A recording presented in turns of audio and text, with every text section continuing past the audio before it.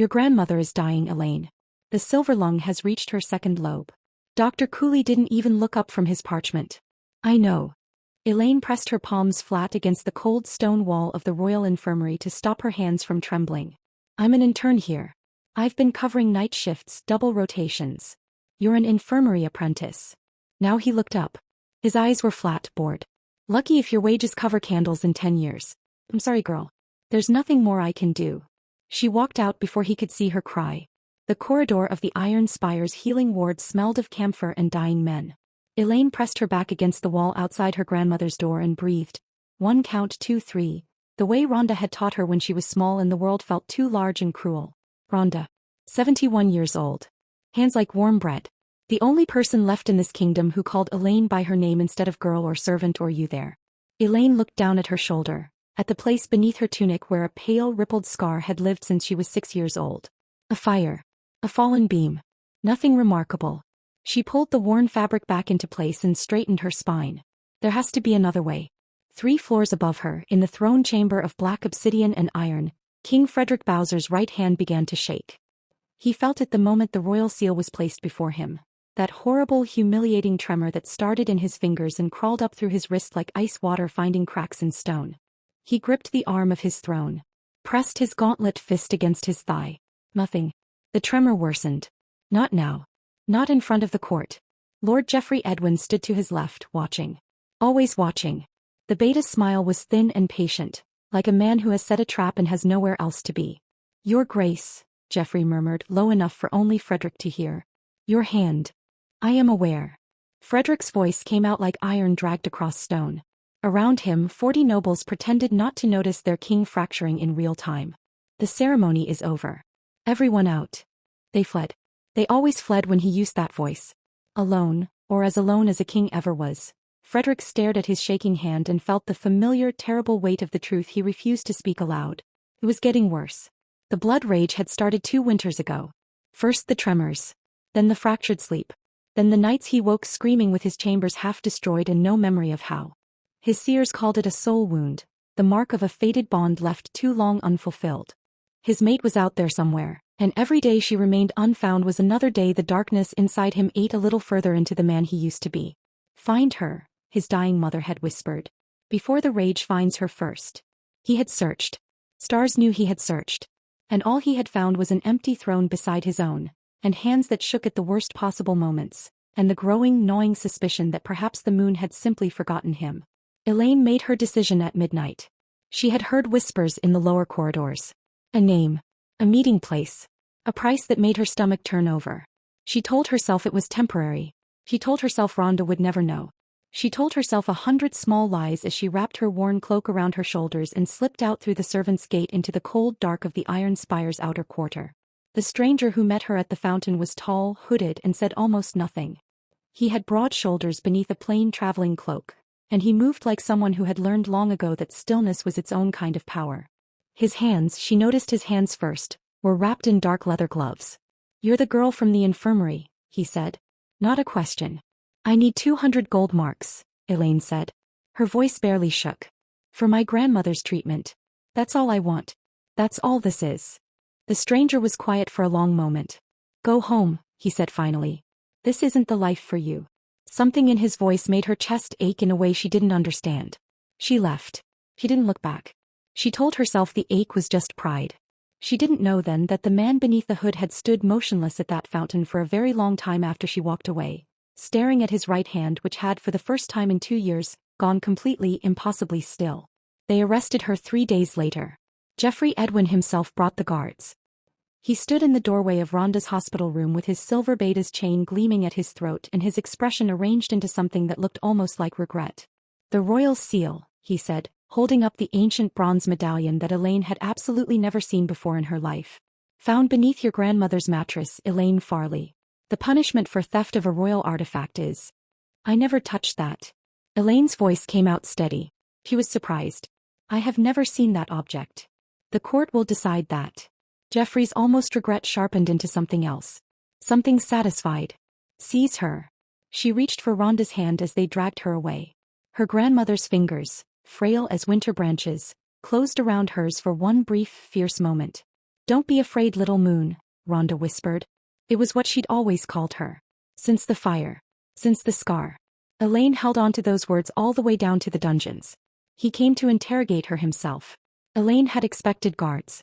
She had not expected the door to open and admit 6 feet of blackened armor, a crown of jagged iron, and eyes that burned with a gold so bright it was almost white. King Frederick Bowser looked at her the way storms look at coastlines. You're smaller than I expected, he said. You're angrier than I expected, Elaine said, and immediately wished she hadn't. Something moved across his face. Not quite surprise. He pulled up the single dungeon chair, her chair, she realized, the only furniture in the cell, and sat in it, which left her standing before her own king in her own prison, which felt like a very deliberate insult. Where is the seal? I don't have it. I never had it. Lord Geoffrey planted it. Geoffrey Edwin has served this crown for 11 years. And I have served this infirmary for 3, and I have never taken so much as a copper weight that wasn't owed to me. Her hands were shaking, from cold, from fear, from something else she couldn't name. She pressed them against her thighs. My grandmother is dying, Your Grace. I have no reason to throw away the only honest work I have ever had. Frederick was silent. His jaw was tight. His right hand, she noticed, rested on his knee, and even through the armor she could see the faint, rhythmic tremor working through his fingers. Without thinking, without any thought at all, she reached out and placed her hand over his gauntlet. The tremor stopped. They both went very still. Frederick looked down at her hand. Then up at her face. His golden eyes had gone strange, wide and wild and searching, like a man who has heard a song he half remembers from a dream. What did you do? He said. Barely above a whisper. Nothing, Elaine said truthfully. I didn't do anything. She took her hand back.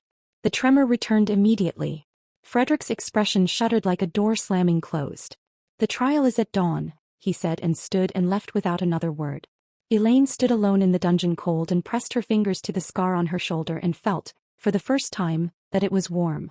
The great hall held 300 candles and every noble in the kingdom. Elaine stood at the center of it in her tattered infirmary tunic, the same pale blue she'd worn to work every day for 3 years, now torn at the hem from being dragged through corridors, and looked straight ahead, because if she looked at any of the faces watching her, she was going to lose the last grip she had on her composure. Geoffrey Edwin spoke for 40 minutes. He was very good at it. He painted her in broad, damning strokes. A desperate girl, a scheming girl, a girl who had used her access to the royal infirmary to get close to the king, to steal, to seduce, to manipulate. Tonda Billy wept prettily from the witness stand and described finding the seal with trembling hands. Frederick sat on his throne above it all and said nothing. His right hand shook the entire time. By the ancient law of the Iron Spire, Geoffrey said finally, folding his hands with quiet satisfaction, the accused is to be marked as a criminal before the court. Stripped of her garments and her standing. Let the kingdom witness her shame. The executioner stepped forward. The blade at his hip caught candlelight. Elaine closed her eyes. She thought of Rhonda's hands. She thought of the stranger at the fountain and his voice saying, "Go home." She thought of Frederick's tremor stopping beneath her palm like a storm suddenly losing the will to reign. She heard heavy footsteps descend from the throne. "I will do it myself," Frederick said. The hall went absolutely silent. He moved behind her. His gauntlet hands found the shoulder of her tunic. Rough, final, the grip of a man who has decided something and will not be argued out of it. "Confess," he said against her ear. "Oh." Furious. And beneath all of it, something that sounded almost like please. "There is nothing to confess," Elaine whispered. He tore the fabric. The light that came from her shoulder was not golden, not red, not the color of fire or war or any of the things that filled this hall. It was silver white and absolute. It bloomed from the place where her scar had been. Where a scar had never been, she understood now, in the half-second before everything changed. And it moved like moonlight moves on water, and it was shaped, unmistakably and irrevocably, like a crescent moon. The Luna mark. The sound Frederick made was not a word. It was not a command or a threat or the voice of a king addressing his court. It was the sound of a man who has been standing at the edge of a cliff for 2 years in the dark in a storm alone, and has just seen the lighthouse. His hands stopped shaking. Both of them. Completely. For the first time in 2 years, King Frederick Bowser's hands were still. He looked at the mark blazing on the shoulder of the woman he had been about to destroy, and something in his eyes broke open, Not broke down but broke open the way a dam breaks and releases not flood but light. And when he looked up at his court at Geoffrey Edwin's suddenly pale face and Tonda Billy's horrified expression, his voice came out like the end of an era. You, he said to Geoffrey. Just the one word. Just the one terrible, quiet, absolute word. Geoffrey Edwin ran. He didn't get far. What happened next the court would speak of for a generation. Frederick did not use his sword. He did not shout.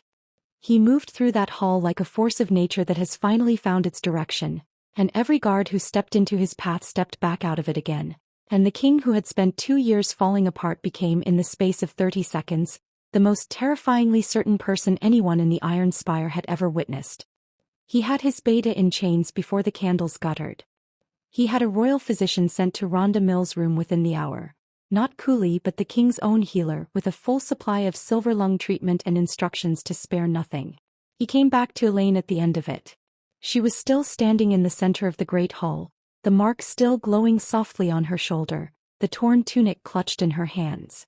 Someone had draped a cloak around her at some point. She didn't remember who.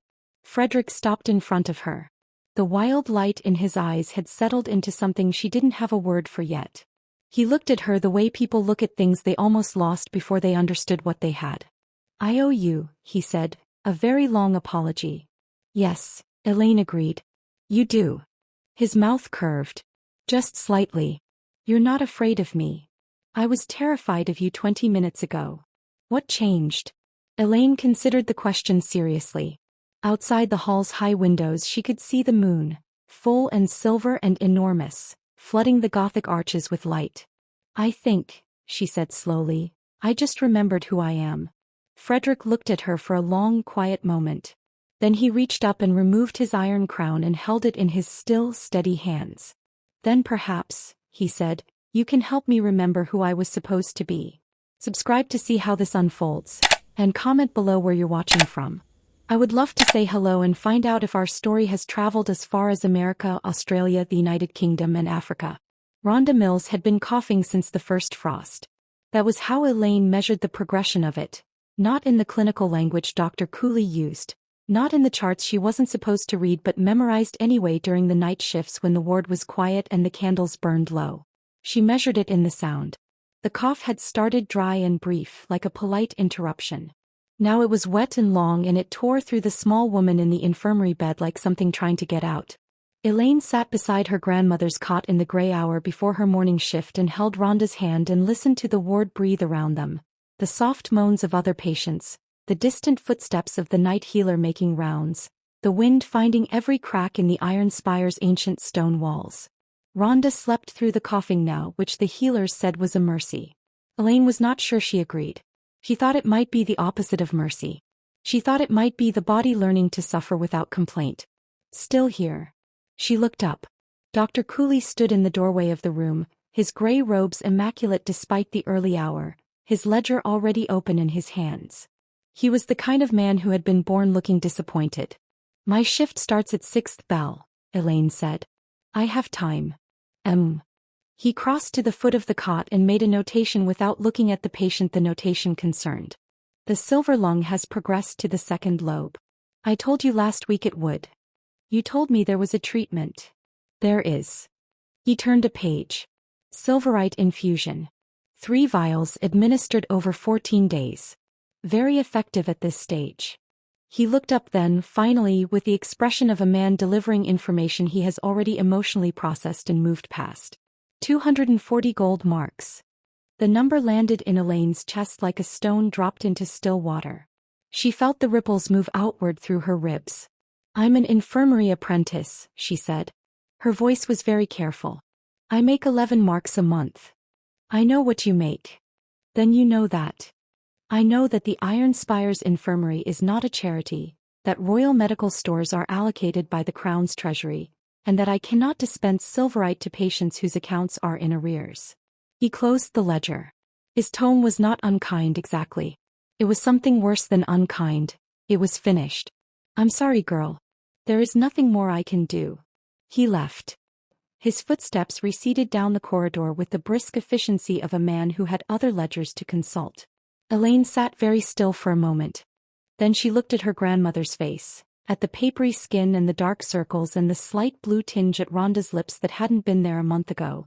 And she did the thing she always did when the world felt like it was closing in. He counted. 1 breath. 2. 3. By 10 she had stopped shaking. By 15 she had started to think. 240 marks. She had 11 saved, maybe 12 after this month's wages were paid. She had nothing of value in her quarters. A spare tunic, a comb with 2 teeth missing, a small tin of the lemon balm Rhonda had always kept on her windowsill at home, before home became this bed in this ward. She could work additional shifts. She could beg. She could find someone in the lower city who might. Rhonda's hand tightened around hers. Not the grip of a woman waking up. Just a reflex, some dreaming part of her grandmother reaching out into the dark and finding Elaine there the way she always had. "I'll figure it out," Elaine said quietly to no one in particular. "I always do." She wasn't sure she believed it. But she said it anyway because some words are spoken less for truth than for the weight they give the air. 3 floors above the infirmary ward. In a chamber the servants called the Black Room because of the obsidian panels that lined its walls and swallowed every attempt at warmth, King Frederick Bowser stood before the morning mirror and watched his right hand shake. He had been watching it shake for 2 years. He knew its rhythms now the way a sailor knows bad weather. The warning signs, the escalation, the brief terrible peaks where the tremor stopped being a tremor and became something closer to a seizure. He knew that gripping things harder didn't help. He knew that cold made it worse. He knew that certain sounds, laughter mostly and music in minor keys, triggered it in ways he had stopped trying to understand. What he did not know, and what his seers and his physicians and his 3 imported specialists from the eastern provinces had collectively failed to determine, was how to stop it. "Your Grace." His attendant, a quiet boy named Pell, appeared in the doorway holding the ceremonial gauntlets. "The investiture begins at 7th bell. The court is assembling." "I know when the investiture begins." Frederick turned from the mirror. He took the gauntlets from Pell and pulled them on himself, which was not protocol, but which meant no one had to watch his hands up close. "Has Lord Edwin arrived?" "He's already in the throne room, Your Grace." "He came early." Geoffrey Edwin always came early. It was one of the things Frederick had once admired about his beta. His dedication, his attentiveness, the way he anticipated the court's needs before they were spoken. It was only recently, in the dark hours when the blood rage was at its worst and his thoughts moved in strange directions, that Frederick had begun to wonder if anticipation and surveillance were perhaps 2 names for the same thing. He dismissed the thought. Geoffrey had served the crown faithfully for 11 years. The rage made him paranoid. He knew that. His mother had warned him about it near the end. "It will turn you against everyone, Freddie. Even the ones who love you. Don't let it." He pulled the second gauntlet tight and went to meet his court. The throne room of the Iron Spire held its ceremony with the grim pageantry that Frederick had always associated with everything his kingdom did, grand, cold, and faintly menacing, like a beautiful sword kept in a room with too many locked doors. The nobles arranged themselves according to rank along the obsidian columns. The new lords to be invested stood in a line before the dais, young men with ambitious eyes and carefully neutral expressions. Candles burned in iron sconces along every wall, casting the kind of light that made everyone look either saintly or sinister depending on the angle. Frederick sat on the throne and waited for the ceremony to begin and felt the tremor working steadily through his right hand inside the gauntlet. He placed his hand on his knee. Pressed down. It continued. The first investiture went smoothly. Second. When the 3rd young lord knelt and Frederick reached for the royal seal to mark the parchment, the great bronze medallion on its velvet cushion, the symbol of crown authority, the thing that made the ink binding, his hand shook so badly that the seal skipped across the document and left a smeared, half-formed impression instead of a clean stamp. The hall was silent for a moment that lasted approximately 1,000 years. "A second copy," Frederick said. His voice was perfect. He had mastered at least the art of speaking steadily while falling apart. "Bring a second copy of the investiture parchment." The court moved to comply with the speed of people pretending they had not seen what they had just seen. Frederick did not look at Geoffrey Edwin during any of this, but he was aware, with the particular awareness of a man who has learned to track threats through peripheral vision, of the expression on his beta's face. Not shock. Not concern. Patience.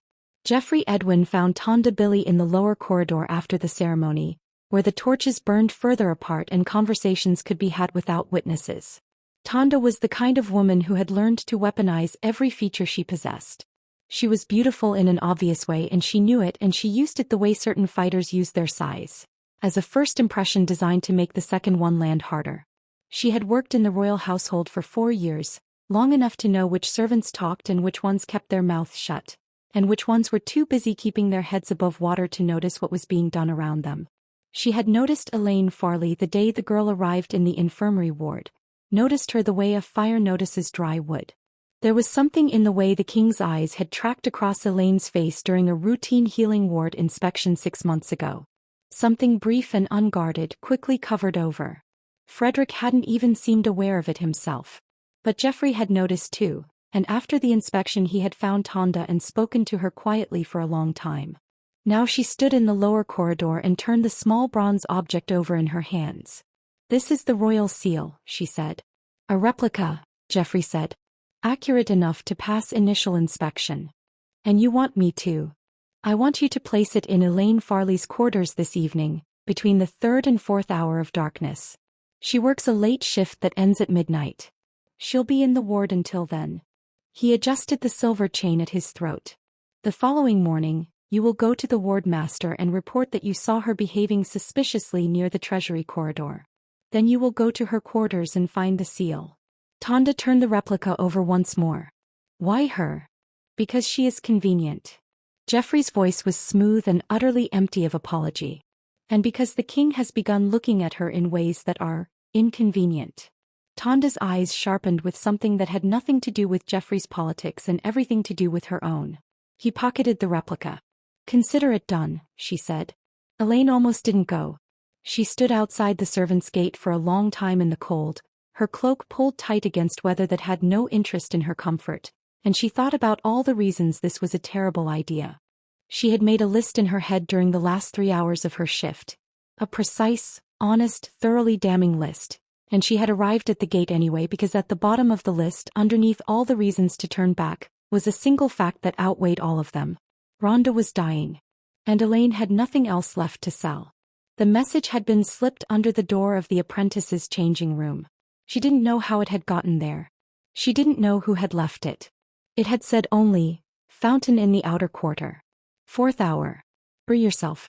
Compensation arranged in advance for the right arrangement." She had burned the note after reading it. She had stood in the changing room for a full minute afterward, staring at the ash, and then she had gotten her cloak and come here. The fountain in the outer quarter was a modest thing. No gold or carved figures, just a stone basin fed by a channel from the upper city's water supply, surrounded by cobblestones that caught the moonlight and gave it back in small cold pieces. The outer quarter at this hour was quiet. A few lights burned in distant windows. A cat moved along the base of a far wall and disappeared. The man was already there. He stood with his back mostly toward her, which she thought might be deliberate. A way of offering her the moment to approach or retreat without being watched. He was tall, dressed in a traveling cloak that was plain enough to be a disguise or simply the preference of a man who didn't want to be recognized. She couldn't see his face. She could see his hands resting at his sides wrapped in dark leather gloves. She made herself walk forward until she was close enough to speak quietly.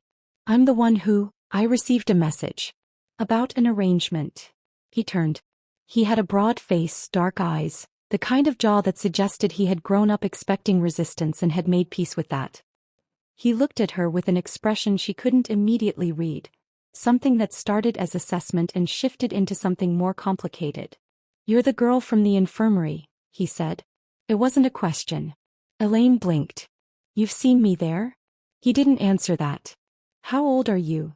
"Old enough to make my own decisions," she said, which was what she had prepared, but which sounded much less certain out loud in the cold than it had in her head.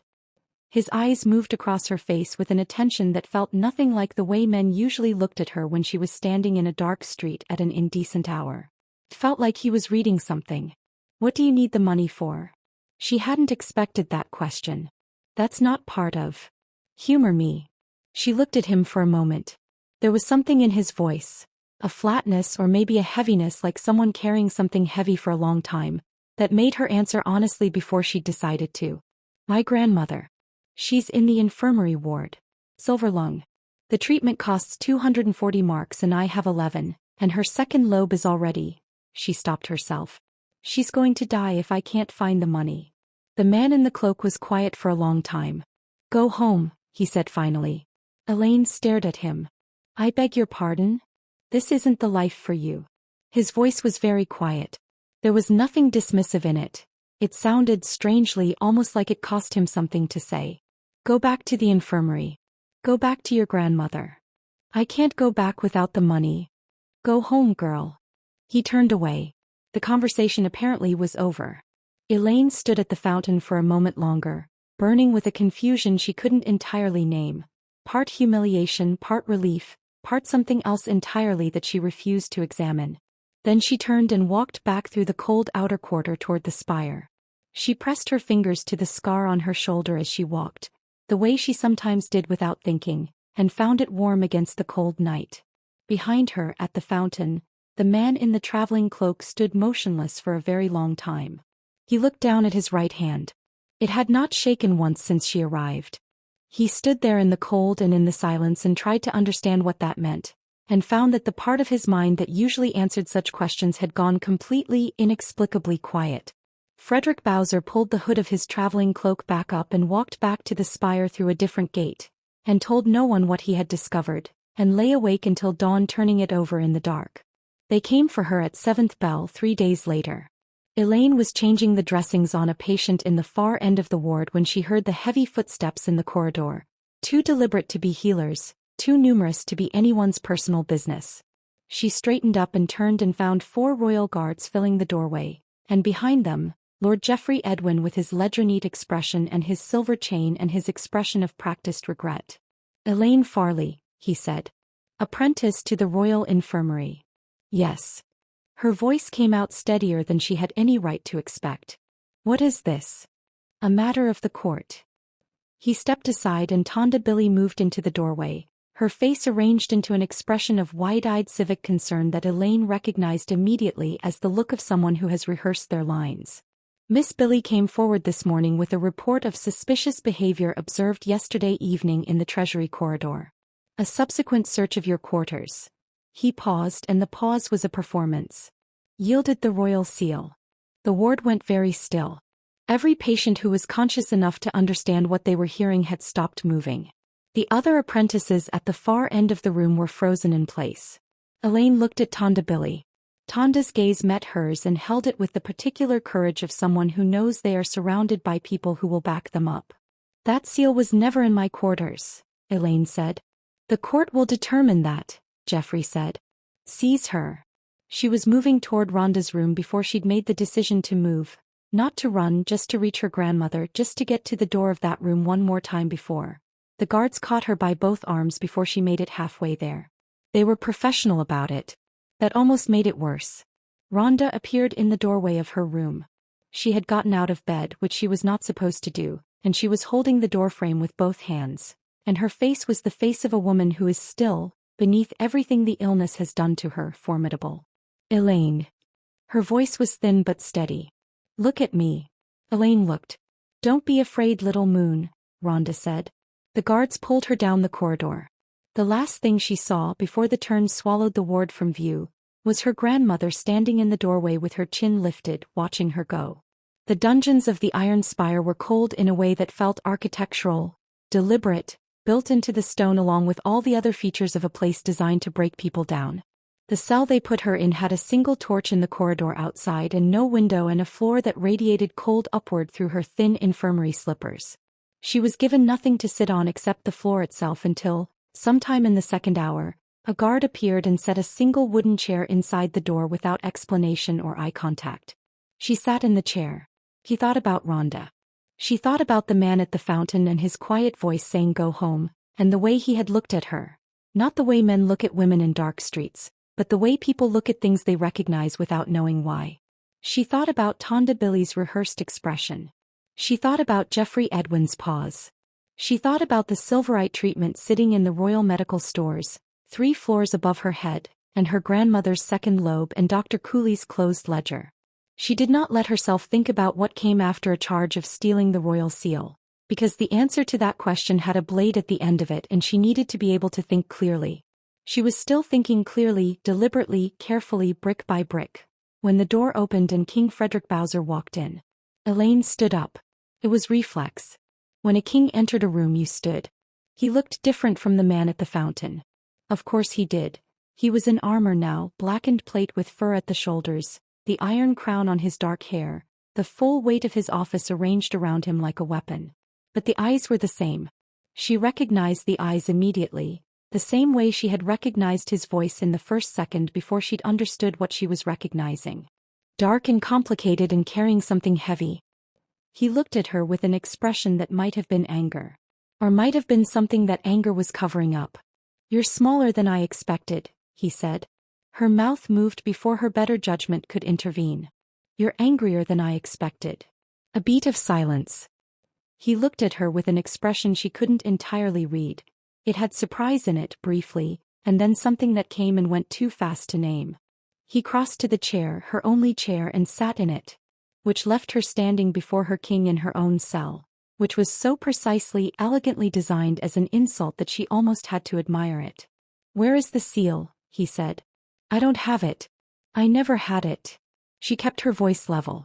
She had decided on the way down from the ward that she was going to be absolutely clear, absolutely calm, and absolutely honest, because she had nothing else left to use. "Lord Geoffrey planted it in my quarters. I don't know when exactly. Tonda Billy was the one who found it because Tonda Billy was told where to look." "That's a serious accusation against my beta." "Yes, it is. I'm making it anyway because it's true." She folded her hands in front of her to keep them still. "My grandmother is dying of silver lung in the 3rd ward. I have 11 gold marks saved. I'm not a spy. I'm not a thief.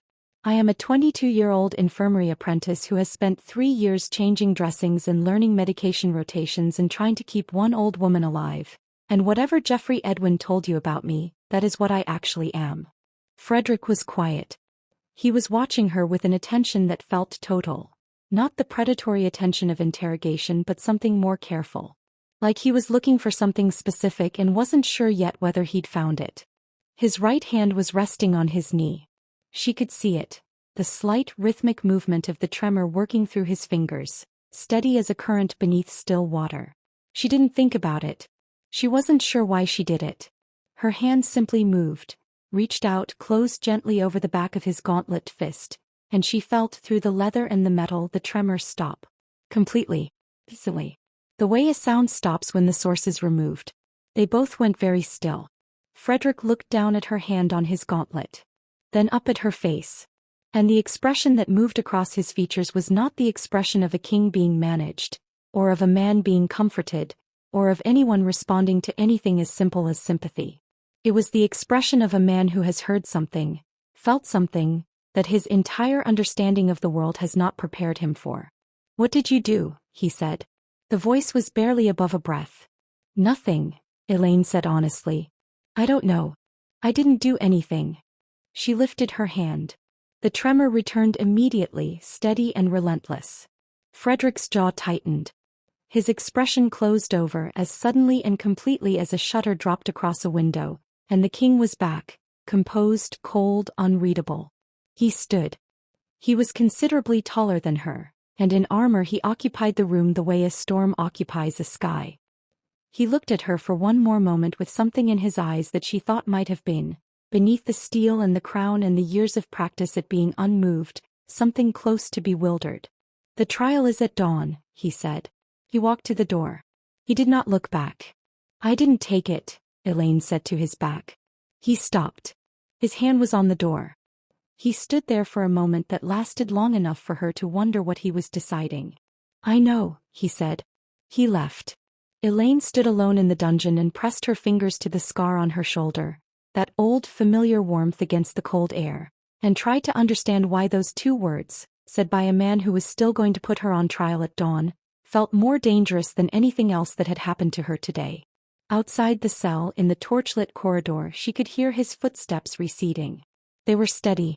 She counted them without meaning to, 1, 2, 3, 4, and realized with a clarity that arrived the way all the important things in her life had arrived, without warning and without mercy, that she had been right in the outer quarter by the fountain.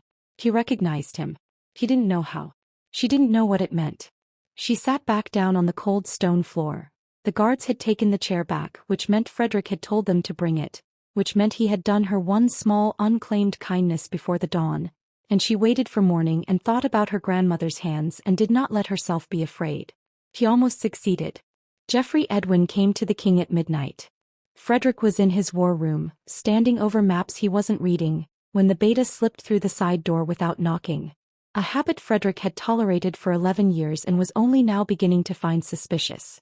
Geoffrey moved like oil on water, smooth and purposeful, carrying a leather satchel that he set on the table with the careful reverence of a man presenting evidence he has spent a long time assembling. "I wouldn't disturb you," Geoffrey said, "but this couldn't wait until morning." Frederick didn't look up from the maps. His right hand rested flat against the table. The tremor had been worse since the dungeon, since the strange, impossible stillness that had come over him when the servant girl's fingers had closed over his gauntlet. He'd spent 3 hours trying to replicate it on his own. Pressing his own hand flat. Gripping iron. Nothing worked. Only her touch had done it, and he didn't know what to do with that information, so he was currently doing what he did with most things he didn't understand. Ignoring it. "Speak," he said. Geoffrey opened the satchel. He laid out 3 things in a neat row. A letter, a ledger page, and a small bronze token stamped with a serpent devouring its own tail. The mark of the Eastern Syndicate, the kingdom's most wanted network of thieves and political saboteurs. "The girl," Geoffrey said. "Elaine Farley." Frederick's jaw tightened. "What about her?" "She isn't who she appears to be." Geoffrey's voice was measured, regretful, the voice of a man delivering bad news he wishes were otherwise. "I had her quarters searched more thoroughly after the seal was found. The letter is written in a cipher used exclusively by syndicate operatives. The ledger shows deposits made to an account in her name over the past 6 months. Payments, Your Grace, for information about the Royal Infirmary's supply lines. Information that would give the syndicate direct access to the kingdom's medical stores." He paused. "And to you." Frederick said nothing. He looked at the letter. He couldn't read the cipher, which Geoffrey knew perfectly well. "She knew you visited the infirmary," Geoffrey continued. "She knew your condition was worsening. The syndicate has been hunting for leverage against the crown for 2 years. What better leverage than a servant girl who gets close enough to touch the king?" The word touch landed with precision. Geoffrey had always been precise. Frederick thought about the dungeon. About her hand on his gauntlet. About the way she'd looked at him afterward. Not calculating, not satisfied, but startled, almost frightened, as if the stillness had surprised her as much as it had surprised him. He thought about her saying, "I didn't do anything." The simplest possible answer. The answer of someone telling the truth or someone very good at lying. "She claims Edwin planted the seal," Frederick said. "She would." Geoffrey's tone was gentle. Patient. The tone of a man who has explained something before and is prepared to explain it again. "Your Grace, I have served you for 11 years. I have never given you cause to doubt me. This girl has been in this kingdom for 3 years and in your presence for less than a week." He let that sit for a moment. "The tremors are making you, if I may say so, susceptible to certain kinds of manipulation. Vulnerable in a way you would not normally be. She is exploiting that vulnerability. It is what she was paid to do." Frederick's hand had started shaking again somewhere in the middle of this speech. He pressed it flat against the table and felt the tremor work through the wood. "The trial proceeds at dawn," he said. "Yes." Geoffrey gathered the items back into the satchel with quiet efficiency. "It does." At the door he paused. "I know this is difficult. But the kingdom is watching, Your Grace. They need to see that no one, not even someone who has managed to get close to you, is above the law." He left. Frederick stood alone in the war room with his shaking hand and the maps he wasn't reading and the memory of a stillness he couldn't explain, and told himself that Geoffrey was right. He almost believed it. The night before the trial, Elaine sat on the dungeon floor with her knees pulled to her chest and her back against the cold stone and talked to her grandmother in her head the way she had done since she was 6 years old, and the world kept being larger and crueler than she expected. "I don't think I'm going to be all right this time, Gran." She pressed her fingers to the scar on her shoulder. It was warm again.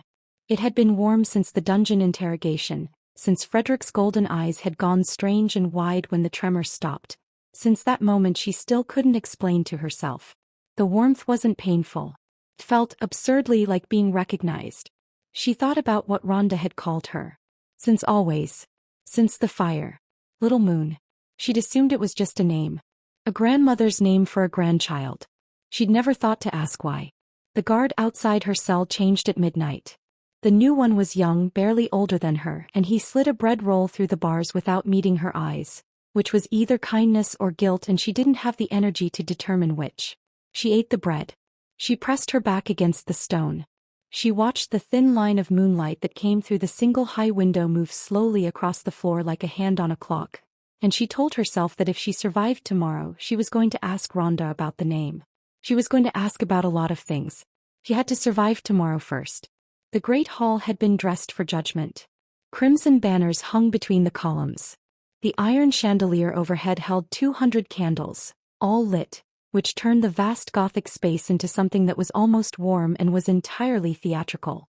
300 seats had been arranged in a horseshoe around the central floor, and by the time the guards marched Elaine through the main doors, every seat was filled. She walked with her chin up.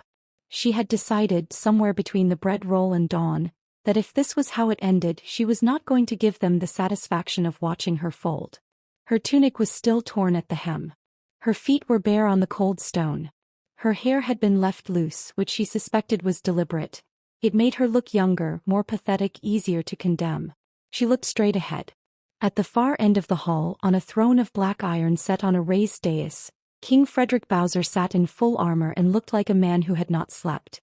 His eyes found her the moment she entered. Something moved in them, complicated and fast, there and gone, and then his expression closed like iron shutters and he looked away.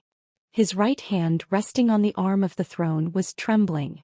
Geoffrey Edwin stood to the king's left, immaculate in silver and gray, his Baetis chain catching the candlelight. His face, when Elaine looked at him, was composed into an expression of solemn regret so convincing that she almost admired it. Almost. Tonda Billy sat in the front row of witnesses, her hands folded, her eyes red-rimmed from weeping she had clearly done in preparation rather than response. She was wearing her finest dress. She had known then that today was coming. Had been looking forward to it. Elaine filed that away somewhere cold and quiet inside herself and continued walking. The trial took the shape of all formal cruelties. Slow, procedural, dressed in the language of justice to make the outcome feel inevitable rather than engineered. Geoffrey spoke first and at length. He presented his evidence. The letter, the ledger, the syndicate token, with the practiced ease of a man who had rehearsed not just the words but the pauses. He spoke of Elaine's desperation, her grandmother's illness, the particular vulnerability of someone with nothing left to lose. He made her sound dangerous. He made her sound calculated. He made her sound like exactly the kind of threat a kingdom should be afraid of. Then Tonda wept. Tonda described finding the seal with such detailed, specific grief that several of the noble women in the audience wept with her. She described Elaine's coldness, her ambition, the way she had always seemed to be watching and listening in the infirmary corridors. She described a conversation, entirely fabricated, Elaine was certain, down to the particular afternoon light and the smell of camphor, in which Elaine had supposedly confessed to wanting more than a servant's wages. She told me, Tonda said, pressing a handkerchief to her mouth, that she would do whatever it took. Whatever it took. Those were her exact words. Whatever it took. Elaine had said those words. Not to Tonda. She had barely spoken to Tonda in 3 years. But to herself in Rhonda's hospital room, on the night she decided to go to the fountain. She felt the cold understanding settle over her like water. They had been watching her for a long time. Frederick had said nothing through any of this. He sat above the proceedings like a storm that hasn't decided yet which direction to move. His hand shook. His jaw was locked. His eyes moved between Geoffrey and Elaine and the evidence laid out on the floor of the hall, and Elaine could not read what was happening behind them, whether he believed it, whether he wanted to believe it, whether some part of him was looking for a reason not to. When Geoffrey finished, the hall fell silent. Frederick stood. He descended from the dais slowly, each footstep deliberate, his armor catching the candlelight and throwing it back as shadow. The court watched him cross the floor toward Elaine with the held-breath attention of people who understand they are witnessing something that will be spoken of afterward. He stopped in front of her.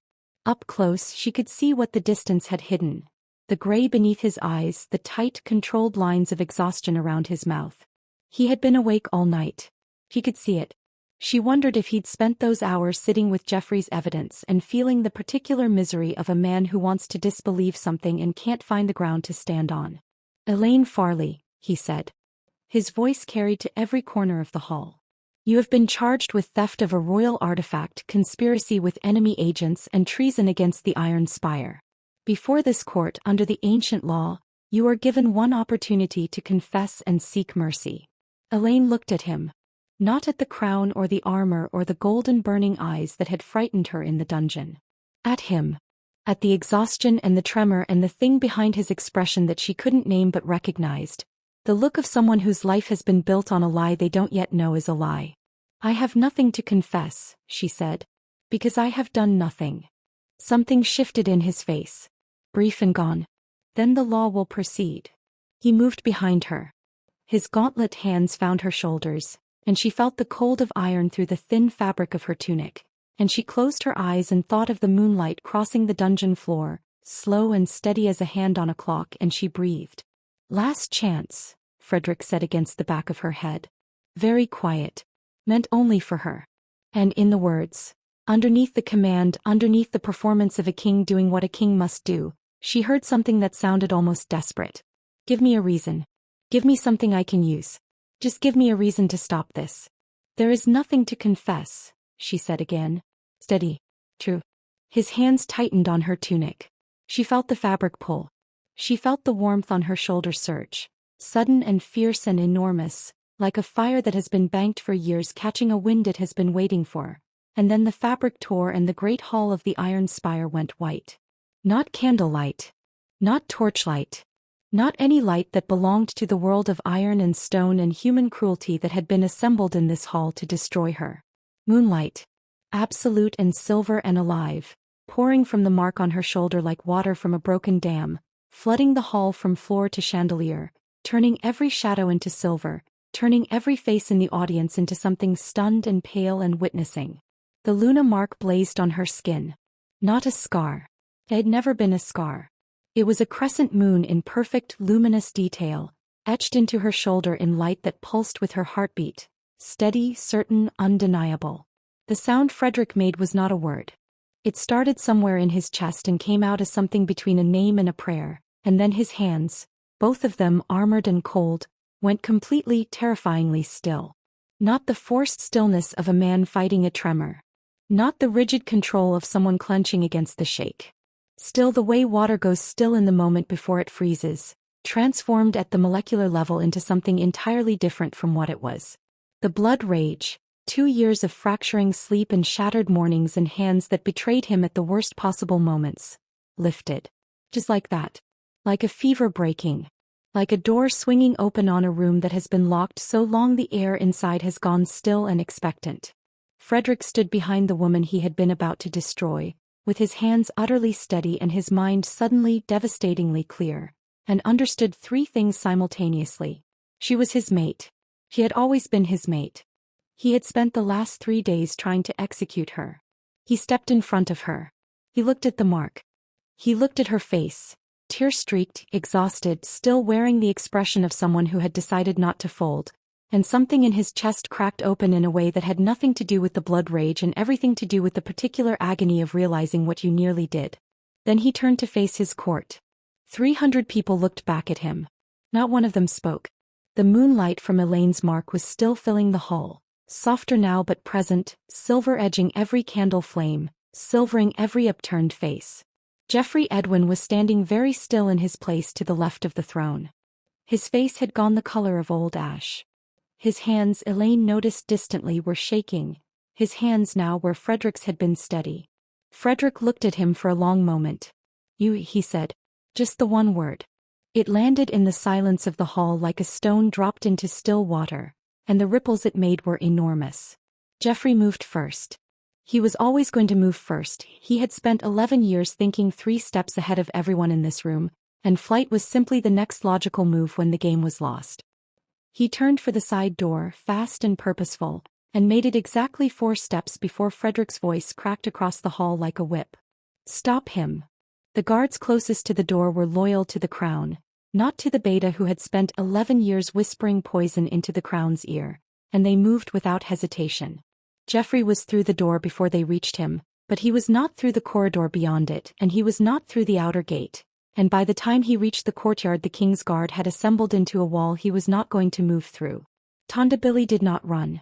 She sat in her front row seat with her handkerchief still pressed to her mouth and watched Frederick cross the hall toward her and seemed to understand in the last moment before he reached her, that the weeping she had done in preparation had not, in fact, prepared her for this. Frederick had Jeffrey in the dungeons before the candles in the great hall had burned down. He left the interrogation to his most senior guard and came back to the hall because that was where Elaine still was. Standing at the center of it, the moonlight fading slowly from her shoulder as the mark settled back into something that glowed softly rather than blazed, a cloak someone had found draped around her shoulders, her expression one of a person who has survived something they hadn't been certain they would survive and hasn't yet decided how to feel about it. Frederick stopped in front of her. He had removed his crown somewhere between the dungeons and the hall. He was holding it in his hands, the jagged iron circle that had sat on his head for 8 years and had never once felt like it fit. He looked at her for a moment. She looked back at him. Neither of them spoke, and the silence between them was not comfortable but it was honest, which was more than could be said for most of what had happened in this room tonight. "Your grandmother," he said finally. Something moved across Elaine's face. Fast and painful. "The healer is already with her," Frederick said. "Not his infirmary healer. Not Cooley who would demand payment and offer regret in equal measure. His own healer. The woman who had kept Frederick functional through 2 years of blood rage, who had access to medicines that didn't appear in any infirmary's supply ledger. I sent word before I came back here." Elaine stared at him. Why? It was such a simple question. Direct and unguarded, the way she said everything, and it cut straight through all the formal language he'd been reaching for. "Because," Frederick said and stopped. "Because you are my mate and I almost had you executed and I need to do something with my hands that isn't violence. Because my grandmother died of silver lung when I was 12 years old and I have spent 20 years not thinking about it and tonight the irony of that has become impossible to ignore. Because when you touched my hand in the dungeon the world went quiet for the first time in 2 years and I have been trying to get that quiet back ever since. Because it was the right thing to do," he said. "Which is not an excuse for all the things I did before it." Elaine was quiet for a moment. The mark on her shoulder pulsed once, softly like a slow heartbeat. "No," she agreed. "It isn't." He almost smiled. He wasn't sure he remembered how. "You're not going to make this easy. You made it difficult first." But something in her voice had shifted. Not forgiving, not yet, but no longer sealed against the possibility of it. She looked at the crown in his hands. "What happens now?" "Now," Frederick said, "I go and make certain that every piece of Jeffrey Edwin's conspiracy is dismantled, his evidence is properly examined by someone who isn't him, and every person in this kingdom who helped him is held accountable." He paused. "And then I go and sit with you while you wait to hear about your grandmother if you'll allow it." Elaine looked at him for a long moment. Searching. Looking for the performance, the angle, the calculation she'd been accused of having herself. She didn't find it. Which surprised her and she let him see that it surprised her. "All right," she said. "The dismantling of Jeffrey Edwin's 11-year conspiracy took 3 days. It was not simple work. Jeffrey had been thorough. He had been thorough in everything, which was what had made him such a convincing beta and such a devastating enemy. The cipher letters were real enough, but the syndicate operative who had written them turned out to be on Jeffrey's own payroll, recruited specifically to manufacture evidence against anyone the beta marked for removal. The ledger deposits traced back to an account Jeffrey had opened in Elaine's name without her knowledge 2 months ago, when he'd first identified her as a threat to his plans. The syndicate token had been in Jeffrey's possession for 6 years. He'd been playing both sides of a war he was engineering toward a single outcome. Frederick broken enough by the blood rage to be declared unfit to rule, the throne passing to a regent council that Jeffrey had spent a decade quietly populating with people who owed him favors.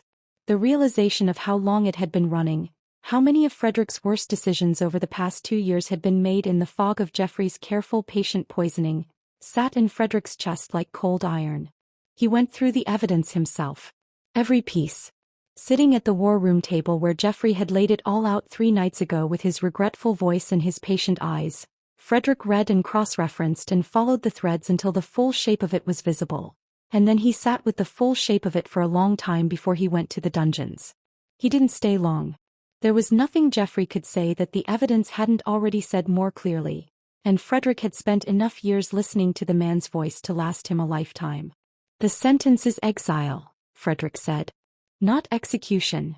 He paused. "Though I want you to know it costs me something to say that." Jeffrey looked at him from across the cell bars with eyes that were still, somehow, calculating. Still looking for an angle. "You're becoming sentimental," he said. "It's the girl. She's changed you already." "Yes," Frederick agreed. "She has." He turned to leave. "You don't know what she is," Jeffrey called after him. "You don't know where that mark comes from. You don't know anything about." "I know everything I need to know," Frederick said without turning around. "And I'm done listening to you tell me otherwise." He left Jeffrey Edwin in the dungeon and didn't look back. Tonda Billy was a simpler matter. She confessed within the first hour of formal questioning, not because the guards pressed her but because Tonda, it turned out, had not fully understood what she was agreeing to when Jeffrey had approached her 3 months ago. She had agreed to plant a seal and testify at a trial. She had not agreed to the full scope of what Jeffrey was building, and the sight of the Luna mark blazing in the Great Hall had convinced her, in the visceral and immediate way that supernatural events tend to convince people, that she had made an extraordinarily poor choice in allies. Frederick sent her home. Her village, 4 days' ride from the spire. With a warning that was also a promise. If she returned, the mercy she was being shown today would not be available a second time. He didn't watch her go. He was already at the infirmary. Rhonda Mills was awake. That was the first thing Elaine noticed when she pushed open the door to her grandmother's room. That the still, labored breathing she had listened to through the door for 3 weeks had changed into something easier, slower, the breathing of a person in genuine rest rather than the shallow, working breath of someone fighting to stay. The royal healer, a small woman named Mara who had the quiet confidence of someone who has seen things that would break a less certain person and simply hasn't, was packing her bag in the corner. She nodded at Elaine when she entered. "The silver lung treatment has taken hold," she said. "The second lobe is responding. Another week of treatment and she'll be breathing freely. Another month and you won't know she'd been ill." Elaine stood in the doorway and felt her legs go briefly unreliable. She made it to the chair beside Rhonda's bed and sat down and took her grandmother's hand, warm, slightly stronger already, the bird-bone fragility of 3 days ago already beginning to ease, and pressed it to her forehead and breathed. "Little moon," Rhonda said very quietly. Elaine looked up. Her grandmother's eyes were open, hazy with sleep and medicine but present. Focused. Looking at Elaine with the particular expression she had worn since Elaine was 6 years old. The expression of someone holding a secret they have been waiting for the right moment to share. "Gran." Elaine's voice came out very small. "I need to ask you something." "I know." Rhonda squeezed her hand. Weak but deliberate. "I've been waiting for you to ask for a very long time." "The mark." Elaine touched her shoulder. Through the fabric it was still warm. "You knew." "I knew from the night of the fire," Rhonda said. "It appeared when the beam fell. Like it was protecting you." She paused, gathering breath carefully, still working at it but working, which was everything. "Your mother had it too. He kept it hidden. She said the world wasn't ready. Maybe she was right. Maybe she was wrong. I called you Little Moon because I needed you to know, even if you didn't know why, that you were something remarkable." She looked at Elaine steadily. "It seems the world has had the question answered for it." Elaine laughed. Came out strange, half-sob wrong frequency, the laugh of someone who has been holding something for too long and has finally put it down. She pressed Rhonda's hand against her cheek and sat with that for a moment and felt the warmth on her shoulder pulse steady and patient as a heartbeat. The door opened quietly. She didn't need to look up to know who it was. There was exactly one person in the Iron Spire who moved with that particular quality of stillness, heavy and deliberate. A man learning to take up less space in a room than his presence naturally demanded. Frederick stopped at the threshold and looked at Rhonda. At the breathing that was easier than it had been. At Elaine's face. Something in his expression shifted into a territory she was beginning to recognize. The look of a man confronting an irony so precise it borders on punishment. She didn't know yet about his grandmother. She didn't know about the silver lung that had taken her when Frederick was 12, about the grief he had sealed away so thoroughly that it had become part of the architecture of who he was. He would tell her. He had already decided he would tell her everything, because whatever he and this woman were to each other, it was not going to be built on silence. But not today. Today he simply met Rhonda Mill's eyes from the doorway, and Rhonda, 71 years old, half her lung capacity, 2 days out of a crisis that should have killed her, looked back at the king of the Iron Spire with the calm, measuring gaze of a woman who has known this moment was coming and is now quietly taking the measure of the man her granddaughter has been fated to. "You're the king," Rhonda said. Statement, not question. "Yes," Frederick said. "You put my granddaughter in a dungeon." "Yes." No excuse. No qualifier. Just the fact held out plainly. Rhonda looked at him for a long moment. "Mara tells me you sent her without being asked." "Yes." Rhonda settled back against her pillow. Her hand, still holding Elaine's, relaxed slightly. "You have work to do, young man." "I know," Frederick said. "I intend to do it." Rhonda closed her eyes. A dismissal or a verdict. With Rhonda they were often the same thing. But the corner of her mouth had curved just slightly, and Elaine caught it and felt something loosen in her chest that had been tight for 3 weeks. She looked up at Frederick. He was still in the doorway, the iron crown absent. He'd stopped wearing it, she'd noticed, since the night of the trial. He looked larger without it somehow. Less like a performance. "She likes you," Elaine said quietly. "She didn't say that." "No. But she told you that you have work to do, which means she thinks you're worth the effort."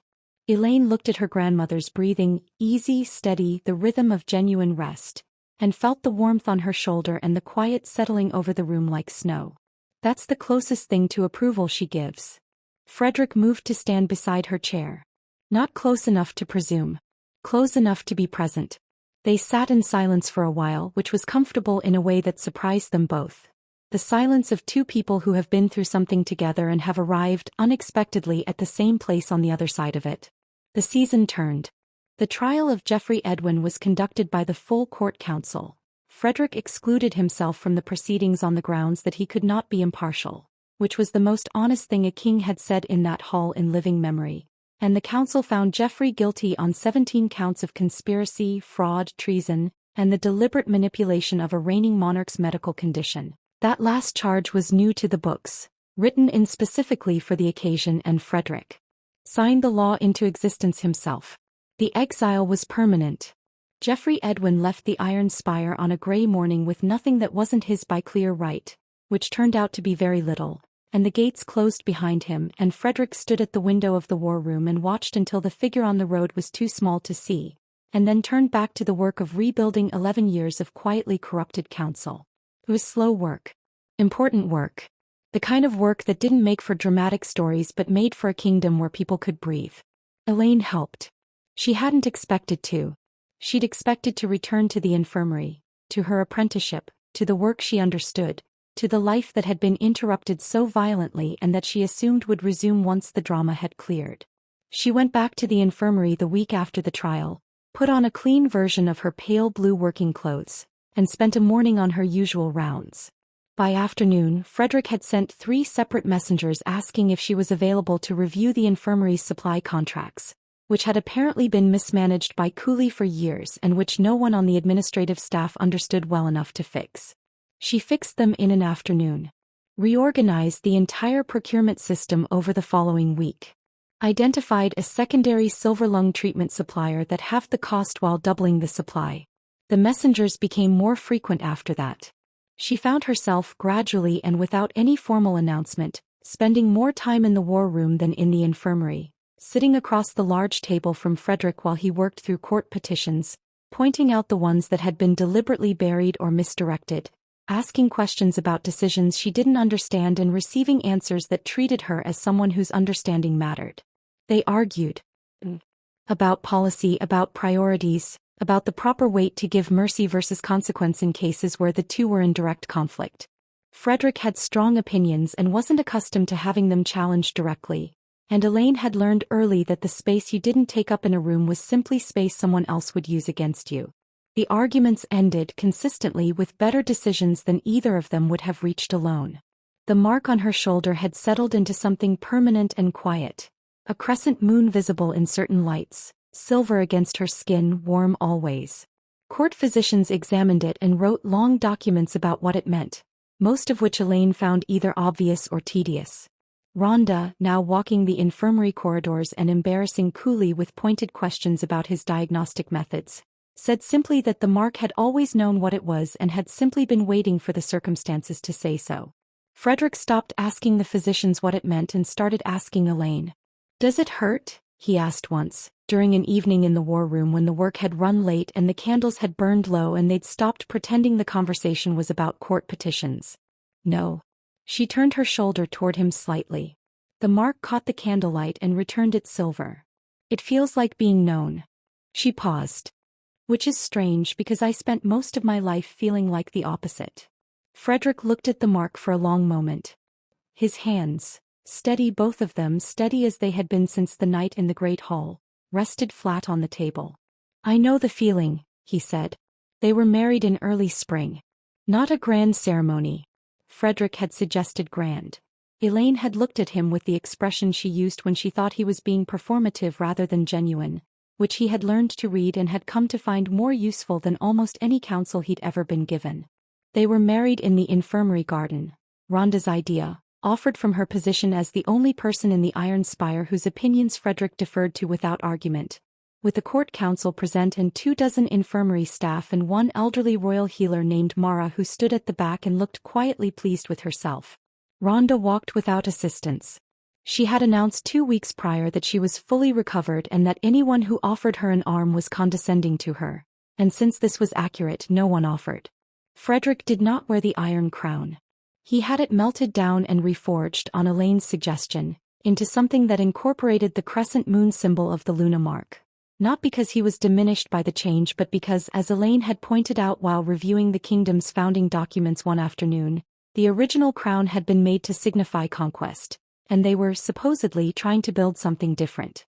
He wore the new one for the first time at the wedding. It suited him in a way the old one never had.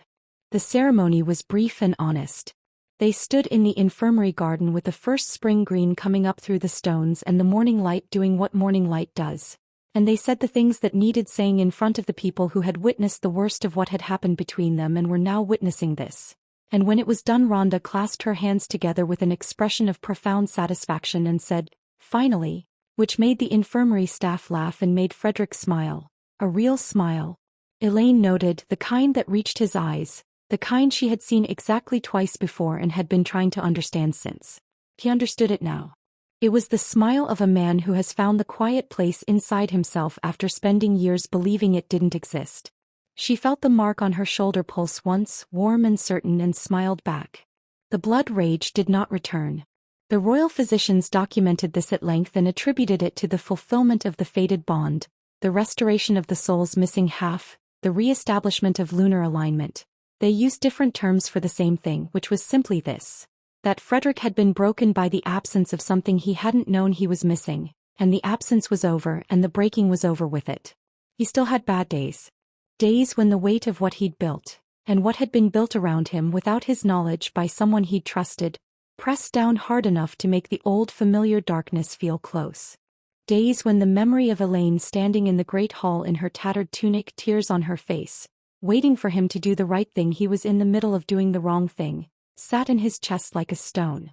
On those days Elaine would find him in the war room or the corridor, or once, memorably, sitting on the roof of the Iron Spire in the middle of a cold night staring at the moon, and she would sit with him and say very little, and after a while the weight would lighten the way it does when you stop carrying it alone. "You're going to keep doing that," he said once. "Sitting with it. Not trying to fix it." "You don't need it fixed," Elaine said. "You need it witnessed." He looked at her for a long moment. The mark on her shoulder caught the moonlight.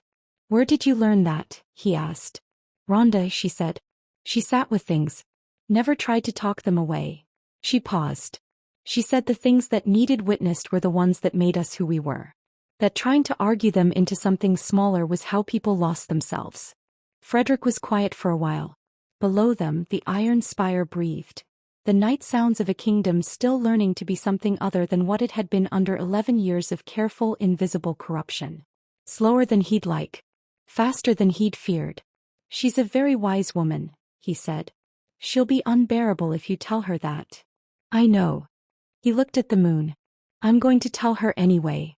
Elaine laughed, and the sound of it went up into the cold night air and disappeared into the dark, and Frederick sat with the fact of it. The fact of this woman next to him, of the steadiness in his hands, of the work ahead and the quiet that had come to live in the space the blood rage had vacated, and felt something that he had for a long time stopped believing would ever find him. He felt simply and completely like himself. Below them the kingdom slept. The candles in the great hall burned low and were tended by people who did not know they were also tending the slow, careful restoration of something that had needed restoring for a very long time. Rhonda Mills slept in her room with her lungs clear and her hands warm, dreaming whatever dreams a woman dreams when she has lived long enough to see the thing she most hoped for come to pass. And in the iron spire, on the roof, under a moon that seemed to know it was being watched, the king of the iron spire sat beside his Luna Queen, and the mark on her shoulder glowed softly silver, and his hands were still and the night was quiet, and it was enough. It was more than enough. It was everything.